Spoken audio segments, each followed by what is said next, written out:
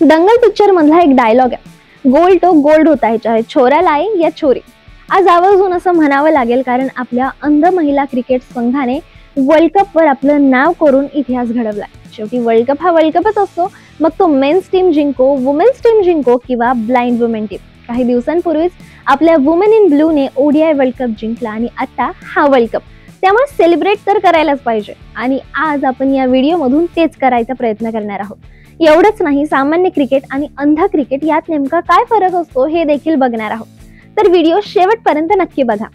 कोलंबो, श्रीलंका, तारीख होती 23 नोव्हेंबर 2025 आणि हा दिवस भारतीय क्रीडा इतिहासात सुवर्ण अक्षरांनी नोंदवला गेला। महिला अंध टी20 क्रिकेटची ती ऐतिहासिक फायनल, भारत विरुद्ध नेपाळ। एका बाजूला फायनल जिंकायचं प्रेशर, तर दुसऱ्या बाजूला इतिहास रचण्याची जिद्द। आज आम्ही तुम्हाला फक्त एका विजयाची गोष्ट सांगणार नाही आहोत, तर तो खेळ, तो संघर्ष आणि ती प्रेरणा दाखवणार आहोत जी दृष्टीच्या पलीकडची आहे। आणि ती गोष्ट आहे पहिल्या महिला ब्लाइंड टी20 वर्ल्ड कपची। फायनल मध्ये नेपाळने टॉस जिंकला आणि त्यांनी बॅटिंग करायचा डिसिजन घेतला, पण आपले भारतीय गोलंदाज एकदम रेडी होते। त्यांच्या बेधक माऱ्यासमोर नेपाळचा संघ 20 ओव्हरमध्ये 5 गडी गमावून 114 धावा करू शकला। हा स्कोर, हे टार्गेट तसं भारतासाठी सोपं होतं, पण वर्ल्ड कप फायनल म्हणजे प्रेशर तर असतं ना।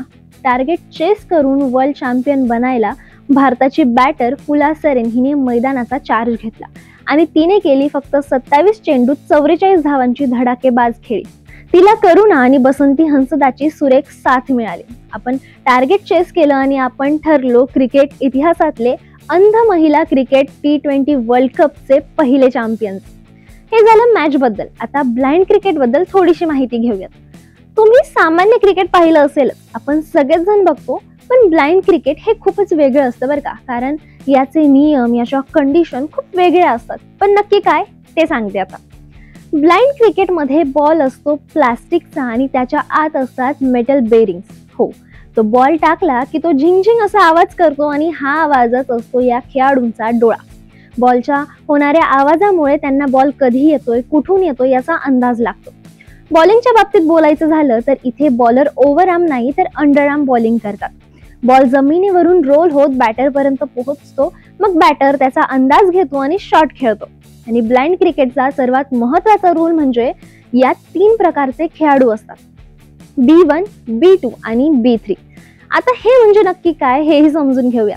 B1 म्हणजे पूर्णपणे अंध असलेले खेळाडू, B2 म्हणजे थोडं कमी अंध असलेले खेळाडू आणि B3 म्हणजे सामान्यपेक्षा थोडी कमी दृष्टी असणारे खेळाडू। आणि अशा प्रकारचे नियम या खेळामध्ये समतोल राहावा म्हणून केलेले आहेत। हा केवळ एक विश्वचषक नाहीये, हा एक संदेश आहे की दृष्टी नसली तरीही धैर्य, कौशल्य आणि संघभावना हे तुमच्याकडे असलेलं सर्वात मोठं शस्त्र आहे। ते म्हणतात ना, इच्छा तिथे मार्ग। या महिलांनी क्रिकेटच्या मैदानावर फक्त धावाच केल्या नाहीयेत, त्यांनी भविष्यातील महिला ब्लाइंड क्रिकेटसाठी एक नवा मार्ग मोकळा केलाय। या विजयाने क्रीडा क्षेत्रात असलेल्या समावेशकता आणि विविधतेचा खरा अर्थ दाखवून दिलाय। भारताच्या या इन्स्पिरेशनल महिलांना एजीसी स्पोर्ट्सचा सलाम, कारण हा केवळ विजय नाहीये, ही एक प्रेरणा आहे। तुम्हाला व्हिडिओ कसा वाटला कमेंट मध्ये नक्की सांगा आणि अशाच प्रेरणादायी कहाण्यांसाठी चॅनलला सबस्क्राइब करायला विसरू नका।